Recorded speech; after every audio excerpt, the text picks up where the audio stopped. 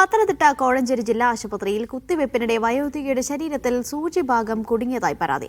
1 വർഷം മുമ്പ് ഭക്ഷ്യവിഷബാധയെ തുടർന്ന് ചികിത്സ തേടിയ ആറന്മുള സ്വദേശി വത്സലയ്ക്കാണ് ദുരനുഭവം. സൂചി കുടുങ്ങിയത് ജില്ലാ ആശുപത്രിയിൽ നിന്ന് തന്നെയാണോ എന്ന് ഉറപ്പിക്കാൻ കഴിയില്ലെന്നാണ് ആശുപത്രി അധികൃതരുടെ വിശദീകരണം. 1 വർഷം മുൻപാണ് കോഴഞ്ചേരി ജില്ലാ ആശുപത്രിയിൽ വത്സല ചികിത്സ തേടിയത്. വയറിന് അസുഖമായാണ് വത്സല എത്തിയത്.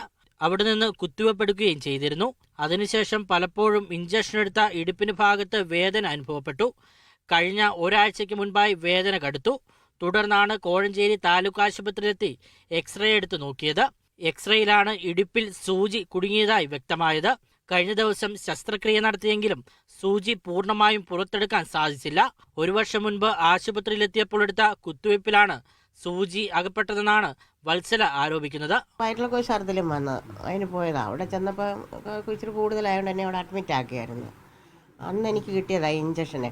അന്ന് ഈ മരുന്നിങ്ങനെ കല്ലിച്ച് കിടക്കുന്ന പോലെ എനിക്ക് തോന്നിയിട്ടുള്ളൂ. ഇപ്പം ജോലിയൊക്കെ ചെയ്യുമ്പോഴൊരു ചെറിയ ഉറുമ്പ് അടിക്കുന്ന പോലെയൊക്കെ ചിലപ്പം തോന്നുമായിരുന്നു എനിക്ക്. അപ്പം ഞാൻ ഓർക്കും ഈ മരുന്നിൻ്റെ ആയിരിക്കുമെന്ന് വിചാരിച്ചിരിക്കുമായിരുന്നു. ഈയിടെ ഒരു 5-6 ദിവസത്തിന് മുമ്പ് ഇത് അസഹ്യമായ വേദന ഉണ്ടായപ്പോഴാണ് ഞാൻ ഇങ്ങനെ നോക്കുമ്പോൾ എനിക്ക് തോന്നി എന്തോ ഉള്ളതുപോലെ.